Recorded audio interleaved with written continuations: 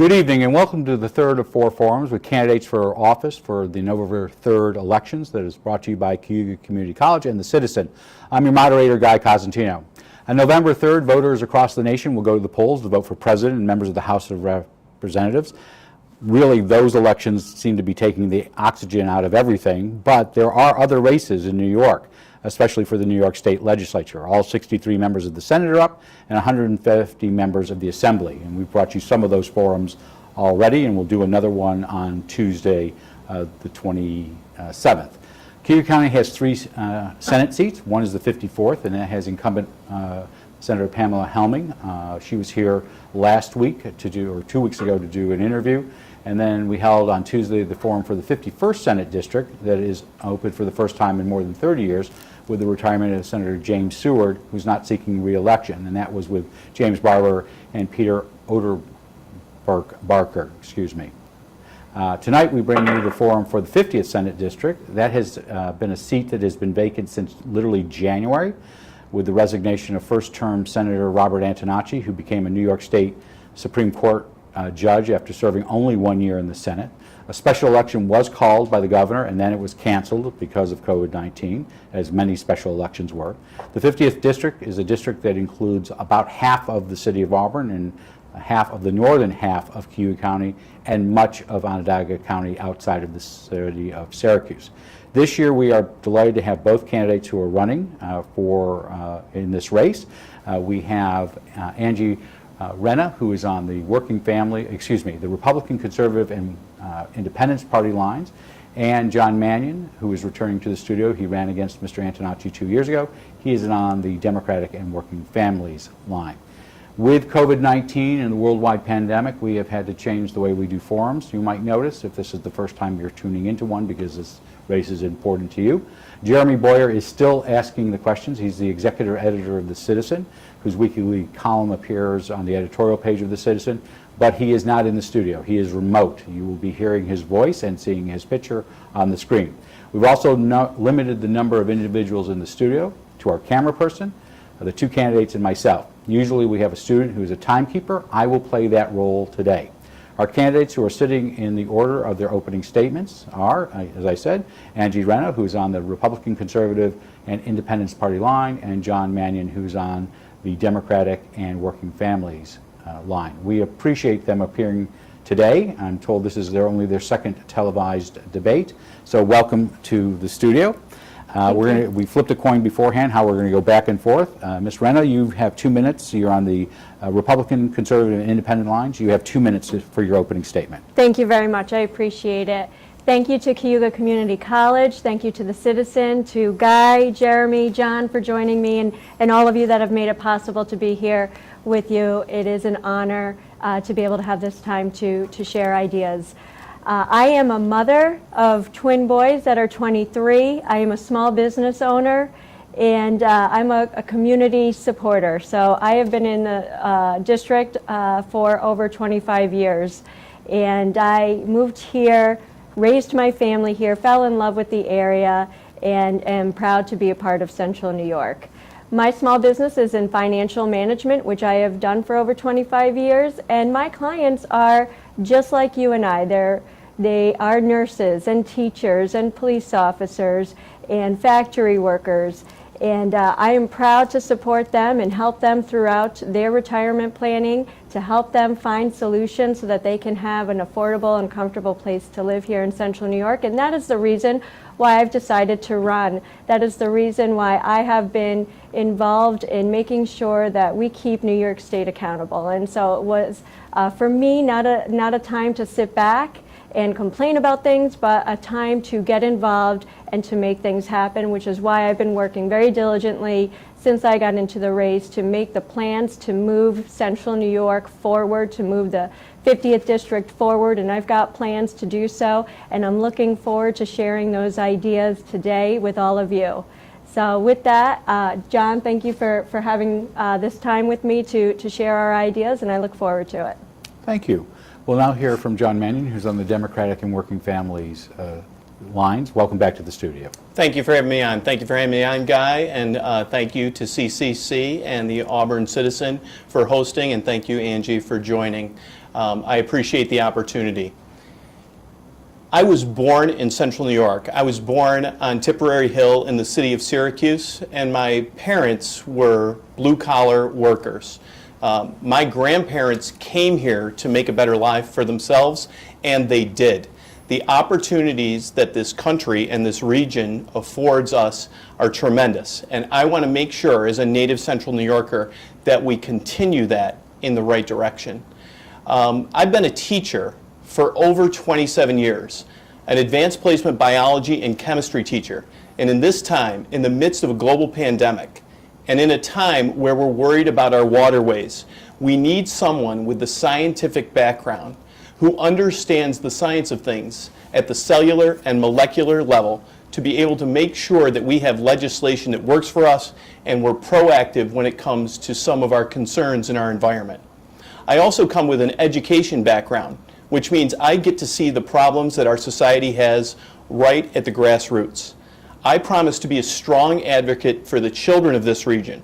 I promise to make sure that we have a robust economy in the region and that we make sure that no matter what zip code you live in, you have every opportunity to be successful and live out the American dream. I appreciate having the opportunity to speak with everyone today. Thank you. We'll now turn to Mr. Boyer. He can ask a question of both of you or individually. If it's individually, you'll have 2 minutes and your opponent will have a minute to respond. If it's to both of you, you get 2 minutes each, and we've talked about 1-minute responses. Mr. Boyer will start his first question. If it's for both of you, it'll start with Mr. Mannion. Mr. Boyer, welcome to the studio. Yes, thank you, Guy, for letting me dial in here today, and thank you, Mr. Mannion and Ms. Renna, for coming over to Auburn to answer some questions for our residents over here in Cayuga County. I'd like to start by asking you both about a question that sort of has to do with the situation in this district. The 50th has been without a representative since the start of this year, and while some neighboring senators have tried to help residents when they've needed assistance, they certainly can't replace the services that come when you have a senator in a fully staffed office. With that in mind, if you're fortunate enough to win this race, what's your plan to deal with what might be a potential backlog in constituent service requests when you take office? Thank you for the question, Jeremy. I appreciate it. So it is a reality here that we have been living in a district without a state senator. And we're living in a district without a state senator during a global pandemic, during record rates of unemployment, and additionally in a pending and already started economic crisis. So the fact that we have been without a senator is very impactful. Therefore, when I'm elected, I will be in the Senate majority. There are grants that are sitting on desks in Albany that have not been passed through. I've spoken with community representatives and elected officials about some of the problems that have occurred because we lacked a state senator. One of those concerns occurs in the city of Auburn, and that is the funding for the arterial. Additionally, we have seen AIM funding be stagnant. That is going to affect our ability to fund our fire departments, our police, and our schools. We need to recover from this crisis. We need someone in the Senate majority, in the Democratic Senate majority, that is going to make sure that we have legislation that works for us, that our voices and our values are heard, and that when budgetary decisions are being made in that conference, there's someone there to advocate. How do we support our constituents? I'm going to do that by hiring the very best staff. I promise to hire a diverse staff, both geographically, racially, and by gender. Thank you, Mr. Mannion. Mr. Renna, the issue of backlog in constituent services. You have 2 minutes. Thank you very much for the question. And there's so much to unpack there. So let me start by saying, with regard to not having a senator sitting in the 50th district seat, when the pandemic hit, we got right to work. And I have received many, many calls from constituents, even though I'm not the seated senator, with regard to helping them get their unemployment pushed through and helping them understand what their guidance is as a small business owner to reopen their businesses, with regard to making sure that they were able to approach the child care crisis, that they were getting connected with our partners within the child care industry. And, I have to say that if it was all about being in the majority, we have a senator in the neighboring district that's in the Democratic majority, and she did not and could not do anything to help us. It has nothing to do with majority or minority. It has to do with willingness and the ideas to bring to the table to make sure that it gets done. And I have those ideas. I have the plans, and I will put those in motion. And they are the plans that are best for Central New York so that we can start the recovery process and get our people back to work, create jobs, get our kids back in school, and make sure that we deal with the pandemic while we're doing that. And I look forward to bringing those solutions to the table. But I do not believe that being in the majority is the answer. And to the point that my opponent makes with regard to the grants that are not getting paid out, they're not getting paid out because the abdication of duty was made by the legislature to pass everything over to the governor, and the governor has made the decision not to pass those out. Through the Department of Budget, he passed a memo to do that. So not even the majority Democrats can push through those grants. It has nothing to do with who's got power in the legislature. All right, thank you. Mr. Mannion, I see you wanted to follow up with a minute. The grants that my opponent is referring to, I had meaningful conversations with elected leaders of villages and towns. These are Republican elected leaders who clearly stated that in 2019 there were grants, Empire State Development grants, for maintenance, for infrastructure, that were not passed through because there was no state senator. And moving forward, budgetary decisions are going to be made in the majority, as they have. It's the reality of the New York State Legislature. And therefore, the only thing slightly better than an empty chair in the Senate for the 50th Senate District is one in the Senate minority. You'll have 1 minute as well. Thank you, and I will say that I've had those same conversations as well. And if we had senators that were in the majority that cared, they would have pushed through those grants if they had the power to do so, which they did not do. All right, thank you. We'll turn to Mr. Boyer. All right. Well, you're both running to replace a man who was in the office for only a year, but his predecessor was there for 25 years, and that's certainly a long established history in this district. My question, and actually I'm going to break every debate rule here and ask you like a 4-part question, but hopefully it's not too hard to follow. But my question kind of based on the long history of Mr. DeFrancisco is, first of all, how long do you see yourself doing this if you're able to win this election? How long do you see yourself, how many terms do you see yourself trying to win? Do you support term limits as a spinoff of that question? Why or why not? And if perchance you do support term limits, what do you think they ought to be? So, Ms. Renna, you have 2 minutes to do the 8-part question. Yes, okay. Well, we'll unpack that, Jeremy, and thank you. And it really, the answer, it boils down to what the term limits are, and I do support term limits. We desperately need them across government. And so I would support having a wonderful, robust discussion as to what the proper term limits should be. I would really love to see this position turn from a 2-year to a 4-year, only because of the wastefulness of having to run a campaign, get into work, and then run a campaign again. And I don't believe that it does the taxpayers any service when you've got politicians focused on a campaign as opposed to getting the work done. So I would really advocate for a 4-year term, and then whether the amount of terms could be 2 years or 3 years, that's up for discussion. But we certainly need to make sure that we don't have someone in there for 25 years, 30 years. We need fresh ideas. We need fresh blood in government. That's how we make things more relevant to what the needs are of the area. So, you know, I'm running because I see what the needs are, and I know that I can work to fix what's broken in New York State as we're a race to the bottom.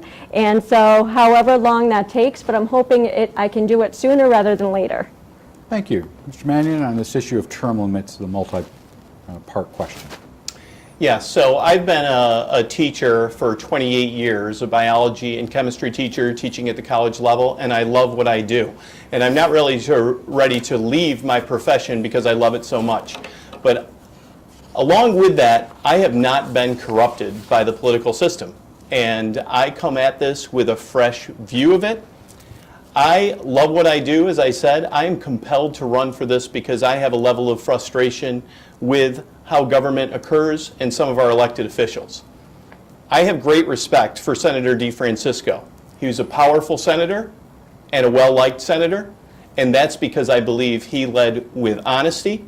And when you ask Senator DeFrancisco a question, and I have, he would always give you an honest answer. And in central New York, that's what works. That's why he was so well respected.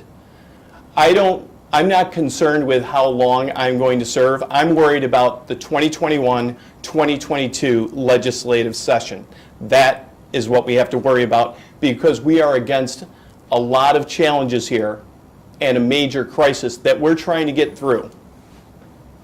As far as term limits go, I have a 5-point ethics plan, and one of those points includes term limits. I believe that the maximum time that someone should serve is debatable, but it should not be longer than 14 years. People should be able to get in office and do some good and not make it into a career. And that is what I hope for. It's part of my plan, and it's what I will stick to. All right. Anything to follow up? Or no? Okay, Mr. Boyer. Kind of spinning off of that, I want to know where each of you stands on outside income limits for elected state legislators. That was that hasn't been an issue necessarily in the past year, probably because of the pandemic. We haven't heard as much discussion about Albany dysfunction and corruption lately. But nonetheless, it's still an issue that a lot of government groups have pointed to as something that potentially negatively affects the legislative process when people are making a lot of money from outside jobs that could end up influencing their decisions as state legislators. So where do you stand on that? I know there's a pay commission that attempted to put it in when legislature got raises a couple years ago, but court challenges have blocked that from happening so far. So do you support or do you not support an outside income limit? Okay. Mr. Mannion, you're up first on this issue. Part of that ethics plan includes a ban on outside income. In 2018, my opponent defeated me by 1.9%. He was a long-term county elected official, and he almost immediately took a position at a law firm after that election. I have pledged, and I will stick to that pledge, that although I love the career that I have, once I'm elected, the only people I'm going to serve are the constituents of the 50th Senate District. So I'll leave a profession that I love. In our last debate, my opponent had mentioned that she was going to get elected, go to Albany, and then go back to work. And I take that as my opponent not being supportive of a ban on outside income. Of course I'm not. Of course I'm not, because we wouldn't attract qualified and quality candidates if you're just looking at people who aren't successful in life that need a political job as a way to earn a living. You need to be able to attract good quality candidates that actually have real life experience and know how to solve the problems for the area in which they serve. I serve the people of Central New York. My clients are Central New Yorkers. That is why I understand what the issues are when people come to me and they say, I want to retire, but New York State is too high taxed and I can't stay here and I have to solve their problems. That is what is driving me to want to step in and help fix the dire straits of New York State. And if you ban outside income, you're not going to be able to attract quality people. You're going to attract people who are not successful in life, and they're going to use the taxpayer's wallet in order to earn an income. Mr. Mannion, you'll have 1 minute on this. Historically, that is inaccurate. Corruption has been rampant in New York State government and in others. And as a result, legislation is necessary to hold these people accountable. That has nothing to do with banning income. That has everything to do with having people who uphold ethical behavior. And I'm all for upholding ethical behavior. But I am not one to believe that banning outside income is going to drive quality candidates to the table to help solve our problems. And if you want to further that, then put a pledge out there saying that you would, if you were to be elected, that at no time during your election and your service to the Central New Yorkers would you take your pension. And also you can, while we're at it, you can make a pledge to end your negative attack ads that are so egregious that in and of itself should be ethical behavior. In fact, all the money that's being spent, the hundreds of thousands of dollars of money that's being spent to send out negative mail pieces on me is dollars that could be spent for your own members to protect them with PPE and the things that they need to keep safe so that our kids can go back to school. Make those pledges to Central New York. I will let you all leave it to Mr. Boyer to ask questions. If you want to respond in your time allotted after Mr. Boyer asks you his next question, you're more than happy to do so. I think we saw that occur in the last presidential and last vice presidential debate, but we'll keep it a little bit more online. Mr. Boyer. So you want? I'm fine with them each taking 1 more minute to continue that. I mean, it's up to you. All right, I'm fine with that. Mr. Mannion, you'll have 1 minute. Go ahead. Ms. Renna will have another minute as well. I've already pledged that as I'm running for this seat, that I will fully be committed to the constituents of the 50th Senate District only. And in regards to what Ms. Renna had mentioned, some of the materials that people receive are simply pointing out her positions on issues. Ms. Renna, you have 1 minute if you'd like No, to. they're false ads. I've never made a position that I support women getting paid less than men. I've never supported that. That's ridiculous. Mr. Boyer. I'm going to turn to Mr. Boyer. Okay. Again, you can move on chime in at a different day, but I want to move on to Mm-hmm. other issues as well. Mr. Boyer. Let's shift to the state finances and specifically the state's budget gap. The last number I believe that we've heard is that it's projecting about $13 billion right now of a state budget gap. Certainly COVID is a big part of it, but there was plenty of imbalance before COVID. So I wanted to ask you, I guess the broad question of what's your position on how to best close that budget gap? Ms. Renna, you're up first. Thank you, Jeremy, for the question. So, yeah, before the pandemic, we were at a $6.2 billion budget deficit. Now, through the pandemic, it's $14.5 billion and climbing, and it's unfortunate. And I know there's a call out, a cry out for federal funds. We desperately need them. It's unfortunate that it's come to that. But in the near term, we have to do what adults do, which is tighten your belt and make hard decisions so that we can continue to support the services that are most important to continue for Central New York, and doing so, tighten the belt on the budget. I will say that I don't believe in raising taxes as part of that during a pandemic when people are still struggling, people are without jobs, people are still trying to pay their bills and catch up on things that they've lost out on. So raising taxes is a crush to all New Yorkers, but certainly will be to the middle class.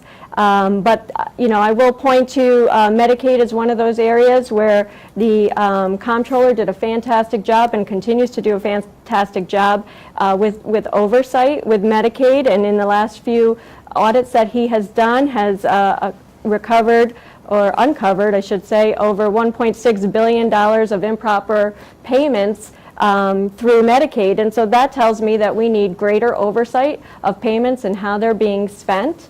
And, no one wants to cut services, no one wants to make any cuts, but we do need to make sure that we're going line by line and identifying areas that make sense to spend and identifying areas where we're not getting a good return on our investment for the taxpayer.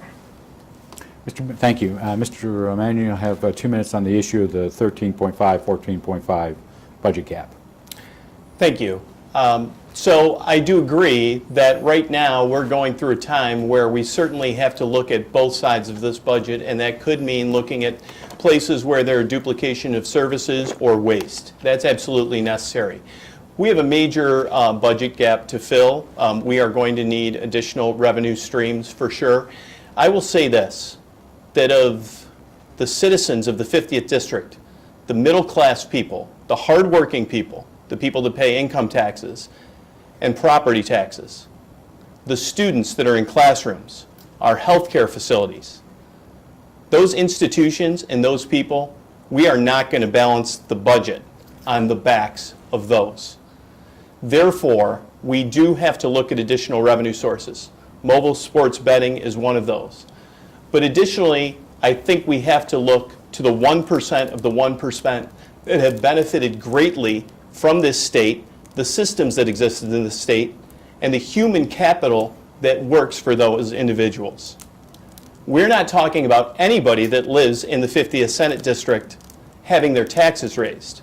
But if you look at the tax codes over the course of the past 2 generations, they, ultra wealthy, have benefited tremendously. We're not asking to bring them back to the numbers of the late 70s and early 80s. All we're looking at is a minor adjustment to help the citizens of this state, the hardworking people that live and breathe in our region, a little bit of help, just to give a little bit more to help us get through this crisis. And I don't think that that's unreasonable. In 1973, the average CEO made 37 times more than the average worker, and people were outraged. That number is now over 400 times more than the average worker. And throughout this pandemic, the wealthy have done very well, while other people are sitting in lines for food. Ms. Renna, you have 1 minute. It may sound good, but it doesn't look good on paper. It doesn't bring in anywhere near what you would need to close the budget. And in fact, it does hurt the middle class because those ultra-rich own businesses, and those businesses create jobs, and those people are mobile. And if you increase their taxes, they're going to look to another state to go to do their business, and they're going to take those jobs with them. And that means that our middle-class neighbors in central New York lose jobs. So it does hurt the middle class. It will not work to close the gap. The way that you close the gap long term is by focusing on economic development and making New York State a better business climate and a better tax state to encourage more businesses to come here and then create jobs. And that's what's going to get our economy going, and that will create the revenue we need in different types of taxes, not income taxes, where we'll drive people, continue to drive them, mass exodus out of the state. Okay. Mr. Boyer, my assumption is you have another budget follow-up question. Sure, I do. One of the areas among many, but probably one of the more prominent areas that's gotten attention for potential cuts in state spending is aid to schools. And some districts, or I should say across the board, the state, the governor's office has indicated there could be up to a 20% cut in state aid if federal assistance doesn't come through. And with Washington being what it is, that's a very, tenuous circumstance to count on that. So my question to both of you is, do you believe it's reasonable to have school aid cuts of up to 20% on the table as a potential option for cutting or for balancing the budget? Ms. Renna, Mr. Mannion, you're first on this one. We absolutely cannot balance the budget on the backs of children. I've had great conversations and advocated along with educators in Cayuga County from the Auburn Enlarged City School District, and we sat in the offices of Assemblyman Finch. We sat in the offices of Senator DeFrancisco, and we fought against a flawed funding formula that has hurt the city of Auburn year after year after year. Programs have been cut, class sizes keep going higher, fewer services are offered. We can't do this on the backs of our children. The federal government needs to provide the funding that's necessary.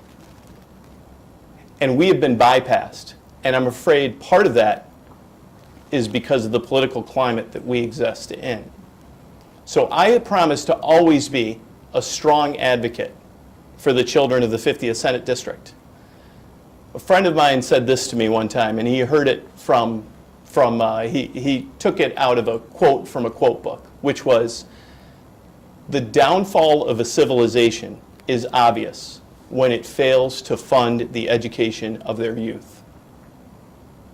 Thank you, Mr. Mannion. Mr. Renna, the issue of school funding in New York State, you have 2 minutes on that. It's an unfortunate situation that we're faced with 20% budget cuts, something that is really, the blame could befall in the Democrats in the majority because they provided the governor with all of the authority to make those cuts, and they have not gone back to work to repeal that type of power. And so now we have an issue where we're seeing the potential for cuts in areas that we just cannot afford. That's why in my education plan, I've always been a supporter of continuing funding for education. In my education plan, you'll see that we will support additional funding for PPE, for infrastructure needs, for buildings, especially in the city schools where the buildings are old and they need to be updated with better ventilation, better windows, better, just a better climate for kids to learn.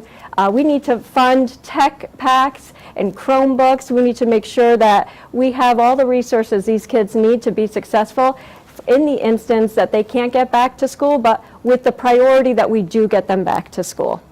Okay. Mr. Mannion, you'll have 1 minute. That education funding is critical.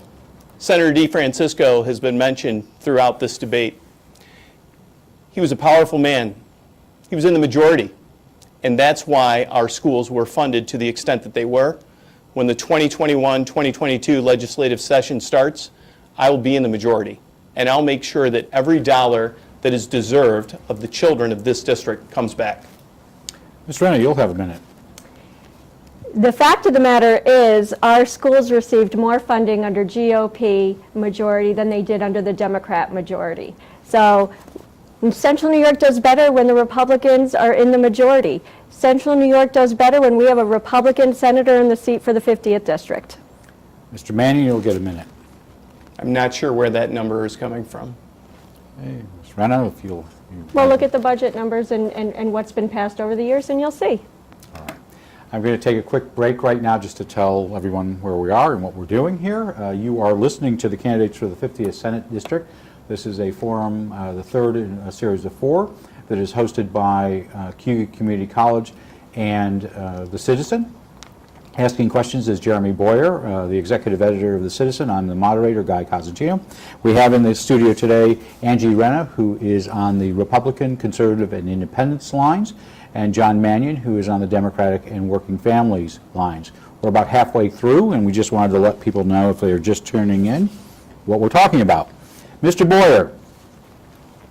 All right, one more semi-education related, or I guess it is an education related question, and I just wanted to ask Mr. Mannion, you specifically, if you could talk about how you will handle dealing with issues that might be issues that the teachers union is advocating for to the state legislature. You being currently a teacher, and I know you also have experience as a leader for the union in your district. What do you say to voters who might view this as a potential conflict? So I've lived in the 50th Senate District my entire life. I grew up on Tipperary Hill, and my wife, Jennifer, who's from the east side of Syracuse, we've built a life together in the town of Geddes. We have 3 wonderful children. 2 of them are at Lemoyne and 1 at West Hill. I have seen firsthand the amazing things that can happen in public education and enriched education. In fact, my oldest son was diagnosed with autism at age 3.5. If he did not have the supports and the expertise within that school district, he would not be where he is today. My son is a senior at Lemoyne College, majoring in business analytics. He works as a camp counselor, an overnight camp counselor at Lourdes Camp. And additionally, he's a manager for the basketball team. That is what makes me and my wife a strong advocate for public education, and I won't apologize for that. My son had a litany of atypical behaviors that without intensive intervention that came from the public education system wouldn't have been diffused. And as a result, he is a huge success. And I promise to first be an advocate for the citizens of the 50th Senate District. But I will never apologize for being an advocate of the miracles that can occur in a classroom. Thank you. And out of fairness, Ms. Renna, you have 1 minute if you have anything you wish to add to Mr. Boyer's question. I think there are wonderful things that happen every day in the public school system, and I support and celebrate all of the wonderful teachers of Central New York who do a fantastic job. They stepped up when we were faced with the pandemic to new challenges that they weren't prepared for, and I think that all that we can do as legislators is give them all the resources that they need to be successful, to help our youth be successful, and that's why my education plan is focused on just that. All right. Mr. Boyer. All right, well, let's take a turn over to water quality issues. As you both, I imagine, know by now, having campaigned over here, the Owasco Lake watershed is a very important issue to residents here. And later this month, the town of Owasco and the city of Auburn are holding a joint meeting to vote on new rules and regulations for the watershed aimed at helping to reduce nutrient loading and dealing with other issues that have come along with that. That impact the quality of the water that's used by more than half the residents of this county as drinking water. My question for both of you at this point is: do you support those changes? And that's important because we would need you to advocate for them if they are approved by the town and the city, because ultimately it will be a state Department of Health decision whether to push them through. Ms. Renna, you have 2 minutes on this issue of water quality. Yeah, sure. So I've had the privilege of being at some of the watershed meetings and learning about the issue through the campaign specifically, and obviously we want to support our clean water. It's such an important component to our area, and I think that when we look at what those changes are going to be, that we have all the stakeholders at the table, that we are talking to the neighbors and to the farmers and to the businesses and all of the stakeholders that are going to make that decision. One thing that I want to make sure that we do is not only maintain that good quality of water, but we help our farmers do what they need to do so that they can do their part, but that we're not crushing them in the process, and making sure that that from an economic impact standpoint, that we've taken all of these considerations in order to push forward. I know that the DEC has some pretty robust mitigation plans in place that are going well, and we're going to advocate and support for clean water. I don't think anybody would say no to that. Okay, thank you. Mr. Mannion, you'll have 2 minutes on this as well. Yes, well, I appreciate the fact that I was welcomed into this county and had great conversations with Aula, and then also the Skinny Atlas Lake Association. And I came to the open forums when they discussed the plans moving forward to try to make sure that we had harmful algal blooms under control. I applaud the City of Auburn for taking proactive steps in making sure that they have a carbon filtration plant that is keeping the water safe for the people of this area. But in those meetings, it was clear there was a high level of frustration because many of these people are volunteers and they needed help. They needed state intervention. And I hope to be a strong advocate to make sure that happens. As I mentioned before, I understand this issue. I understand the size of the watershed of Skinny Atlas Lake and how much different it is than the massive watershed that is Owasco Lake. That's just one factor. Additionally, the number of inspectors we have for septic tanks in this county, Cayuga County, is subpar. We have to do better. Clean water that's drinkable is essential to our success. If we don't have it, everything else falls aside.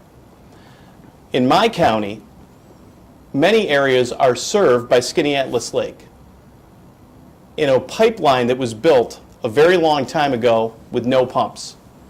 About 40% of the water that leaves Skinny Atlas Lake each day and enters Onondaga County is lost. Never makes it into businesses, never makes it into residences.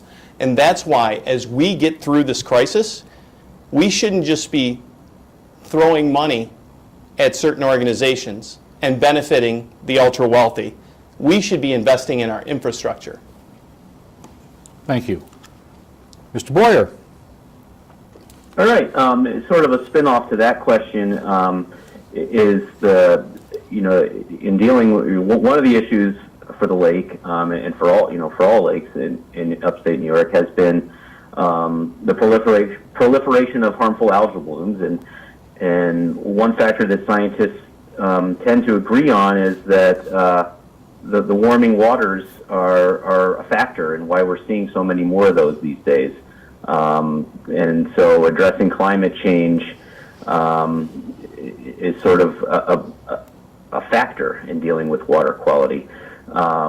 New York State is in the midst of, the legislature approved and the governor is implementing an aggressive push to reduce fossil fuel use in the state. They're trying to get an 85% cut in greenhouse gas emissions by 2050 and net zero emissions from the grid by 2040.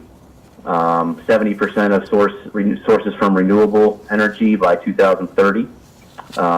We're seeing a lot of solar farms being proposed now in Cayuga County as part of that push. So where do you stand on that push in New York State to aggressively reduce greenhouse gases and push renewable energy? Mr. Mannion, you have 2 minutes on this. Thank you for the question. So I teach this every year. I've taught it for 28 years. I teach about the eutrophication of lakes and the impact of nitrogen, phosphorus, organisms, temperature, and other variables that contribute to the blooming of harmful algal blooms. Therefore, I believe I am perfectly suited to the environmental crisis that we're living in. I do applaud the state legislature because they are taking aggressive action to make sure that we quickly transfer away from fossil fuel use. We have to partner with our local businesses and industry like Nucor Steel, and I've had great conversations with them. They're good partners with our community, making sure that our environment is safe. However, they have to run a business, so we have to keep them in the conversation for sure. Outside of the environmental impact that is occurring from taking fossil fuels that took millions of years to metamorphosize, and over the past 150 years pump them out of the ground and burn them, that is affecting our environment. Beyond that, it's just the markets of fossil fuels. We must perform this transition because within 25 years, because of the production and use of fossil fuels in India and China, unlike they've ever had before, there's just simply not going to be a cost-effective, massive fossil fuel source like we've seen over the last 50 or 70 years. And therefore, it's in the best interest of our economy and the best interest of our environment and our children and our grandchildren to make this transition while keeping our partners of industry close. Thank you, Mr. Mannion. The issue of climate change and New York State policy. Ms. Sure, Renna. thank you. And thank you, John. You're well on your way to a career with the DEC. What I would say to you about this is that we have to be very cautious about what we do. We all want to have a better, greener environment. We want to make sure that we're protecting Mother Earth and leaving a great legacy for our kids.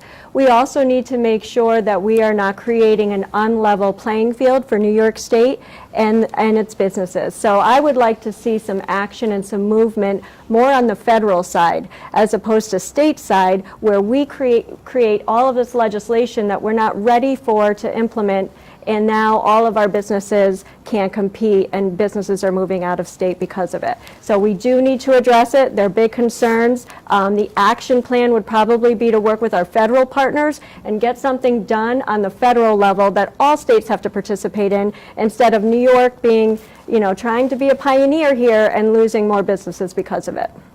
Thank you. Mr. Mannion, you'll have 1 minute to follow up. We have to be a pioneer. The federal government has let us down.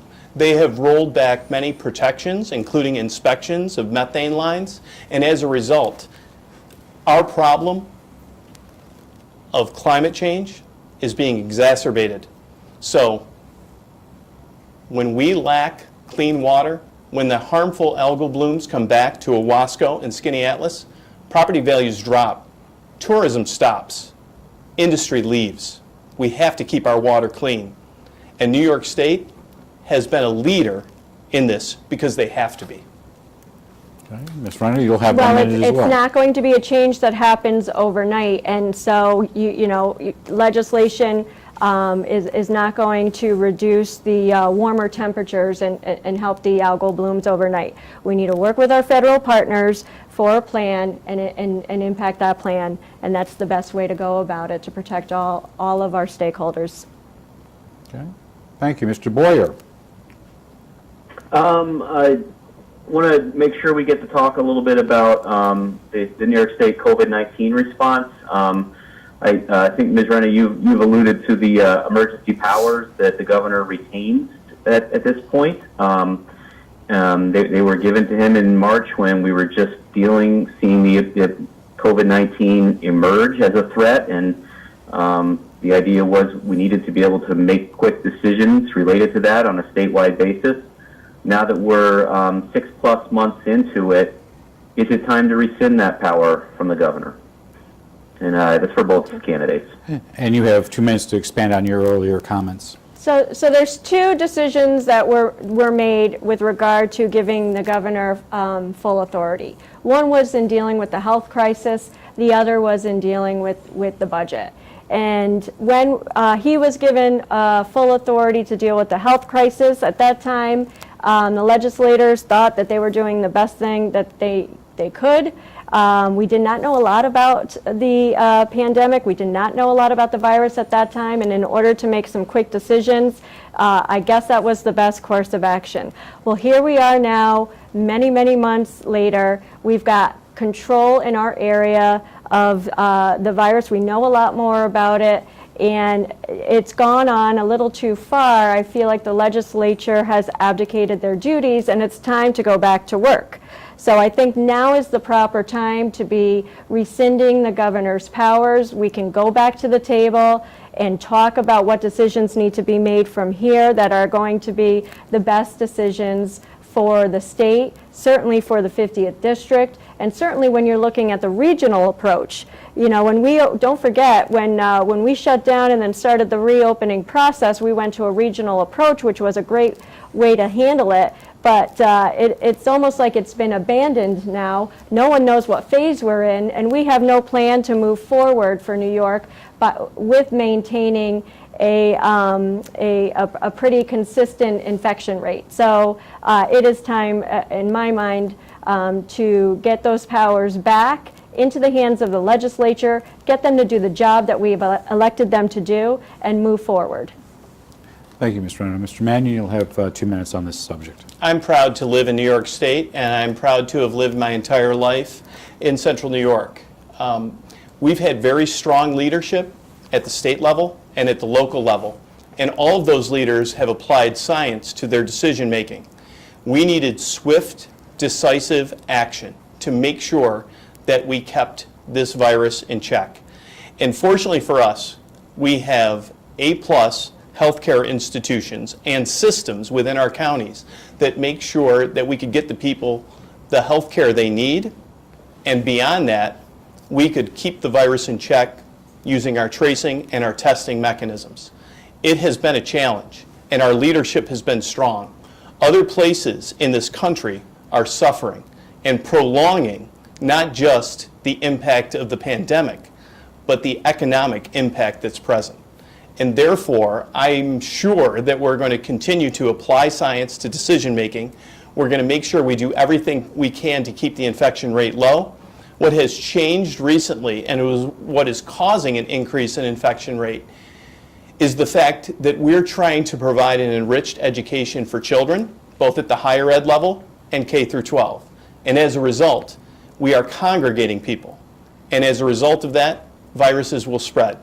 We're trying to be safe as we can and still trying to provide necessary services for people, but this is a challenge, and therefore I'm happy that we have the strong leadership locally and at the state level that we do. All right, thank you. Mr. Boyer, we have about... Can you specify, Mr. Mannion, I just wanted to make sure that I could get, as part of that answer, a yes or no on whether you're comfortable with the governor Sure. continuing with the emergency powers. Yes, thank you. I appreciate the follow-up. The pandemic is not over. We are still in the midst of an emergency, and I do believe that the legislator is going to take back those powers when they believe that we're in a good spot. And just to kind of come back to you, Ms. Renna, on your stance, do you have any reservations given the recent upticks? I mean, here in Cayuga County, we actually have more active cases by far than we've ever had here in October. Would it be wise to wait another couple of months to get through this potential second wave? You know, Jeremy, and one of the reasons for the upticks is the visitation that has been turned back on at Auburn Correctional, so we could also talk about that. But, you know, I think that over the last 7 months, we've been given the opportunity to get the infrastructure in place that we needed from a testing and tracing standpoint and maintaining. I know we've got some blips in the cases, but we're still maintaining a very, very low infection rate. So no, I don't have any reservations about it because now we have the infrastructure and we know what we need to do to move the needle, and we just need to continue to message out to the community how important it is to wear your masks and social distance and protect one another while you're out in public and while you're congregating. Thank you. Mr. Boyer, we have less than 10 minutes left, so we're going to leave it up to you to do 2 one-minute questions and if there's a rebuttal, it'll be 1 minute as well, but we want to wrap it up with 2 more questions. Mr. Boyer. Okay.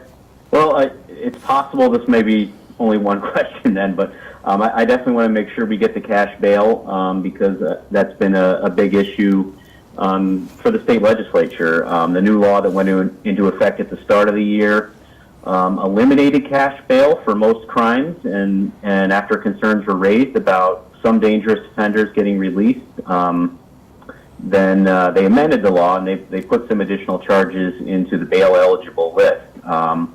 So my question for both candidates is, you know, given the changes that were made and where we're at now, are you comfortable with where we are on the cash bail law?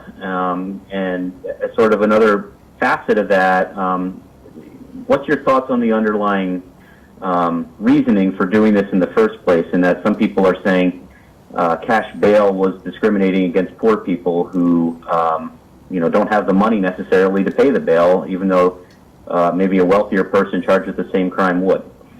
All right, Mr. Mannion, we're going to give you 1.5 minutes on this one. Okay. And we'll do the same to you, Ms. Renna, and then we'll go from there. Mr. Mannion. Well, there's great consensus in my conversations with members of the district attorney's office, judges, law enforcement, community advocates, and lawyers that and police officers that cash bail was flawed and it negatively impacted the poorer communities. The criminal justice system, and we're trying to make it better, treats rich, guilty people better than it does poor, innocent people.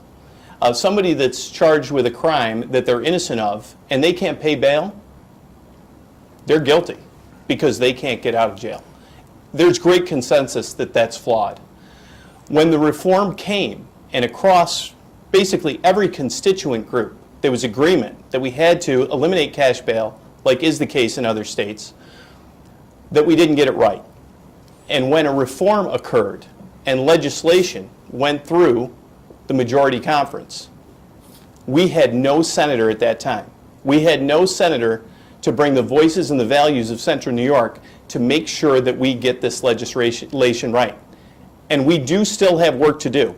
We have to stay in close communication with members of law enforcement, district attorney, and social advocates to make sure that these communities are coming together and that our voices and our values of Central New York are heard.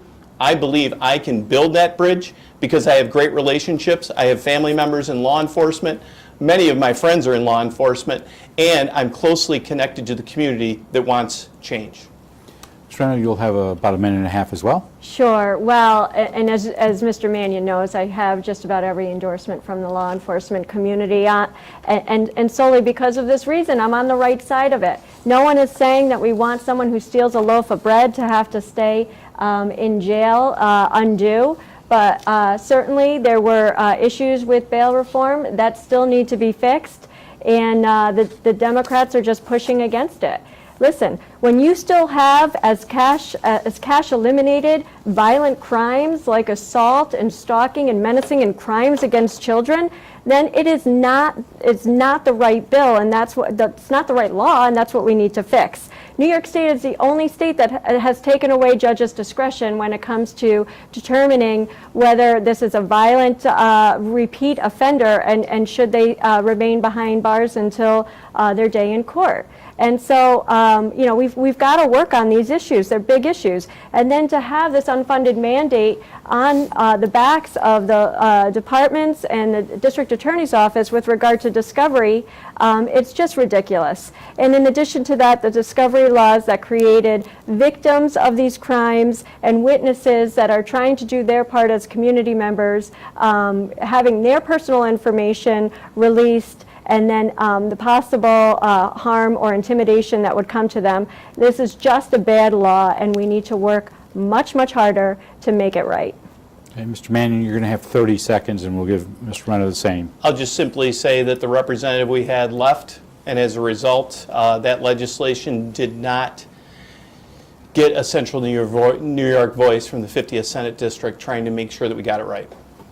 Mr. Renna, I think that. Here I am. I'm the voice. All right.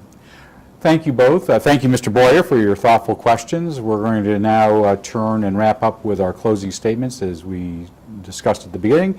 We did a coin toss, and Mr. Mannion, who's on the Democratic and Working Families Party, gets to go first with a 2-minute statement, and then we'll finish up with Angi Renna. Right.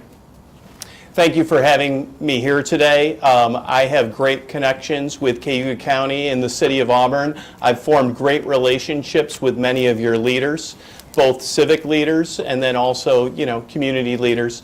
So I've been a teacher for a long time. I haven't been corrupted by the political process, and I'm beholden to no one. I want to make sure that our voices and our values of Central New York, as I've lived here my whole life, are brought to Albany. We've lacked a state senator for over a year, and now we're walking into a budget crisis. We do not want somebody in the wrong room that has nothing to do with those decisions, that may just cast a no vote on budgetary decisions. We want somebody in the room making sure that Central New York gets back their fair share. I feel very strongly about making sure that we re-establish respect in our elected officials, which I think we've lost over time. And that happens when we bring people from a variety of different backgrounds into the legislature, especially people that come from a working class background like me. I promise to be a strong advocate for the district. I promise to bring my expertise in science and education, and I promise to make sure that every Central New Yorker has quality, affordable health care. Thank you, Mr. Mannion. We'll now hear from Angi Renna, who is on the Republican, Conservative, and Independence line. Thank you. I appreciate the opportunity to be here before you today, and thank you so much.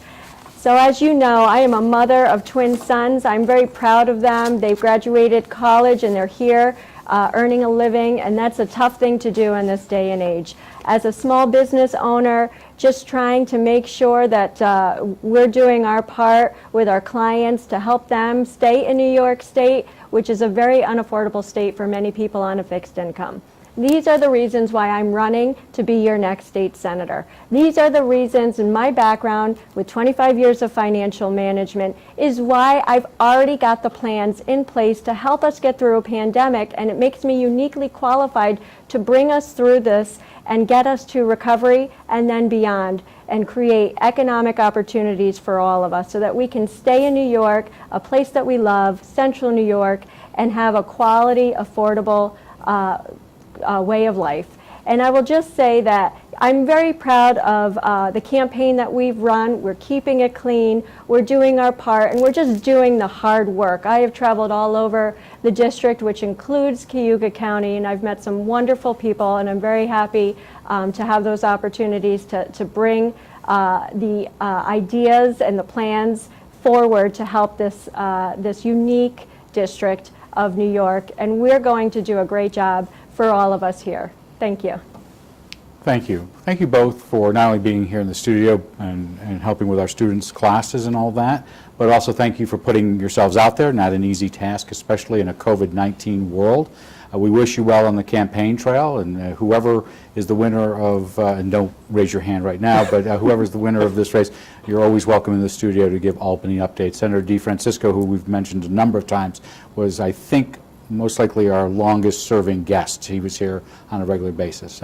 We also want to thank Mr. Boyer for his thoughtful questions as usual. He'll be back here on Tuesday with our last forum. And we also want to thank you, the listeners and people who are viewing this tonight. This is an important race. It is a seat that has been open for some time, and we appreciate your time to tune in. One of these two will be my representative as well. I live in their district, so I think this is an important race as well, and we urge you to go out, either vote early, do absentee ballots, or make sure you get to the polls on November 3rd. The Citizen has on their site, auburnpub.com, these forums for tonight and the others that we're doing. They can also be seen live on the YouTube system for Media at Cayuga that the college runs. A couple of quick programming notes. On Tuesday, October 27th, will be the 126th Assembly Forum with Dia Carbajal, who's a Democrat, running against John Lamades, who's a Republican, to fill the seat being vacated by the retirement of Assemblyman Gary D. Finch, that will be our final forum. And speaking of Mr. Finch, he'll be in the studio next week, we hope, on Thursday, October 29th, to talk about his career in public service and give an Albany update. We also hope to bring in Senator Seward, who is also retiring, as we mentioned at the top of the forum. And then in 2 weeks, we will have Cayuga County Public Health Director Kathleen Cuddy, who will give us a final update for the semester on COVID-19 and the spike in Cayuga County, so we hope you'll tune in for that. Until Tuesday, for Cayuga Community College and for The Citizen, I'm Guy Cosentino. We hope you've enjoyed this forum. We wish you a good night, a safe weekend, and we'll see you back in the studio on Tuesday.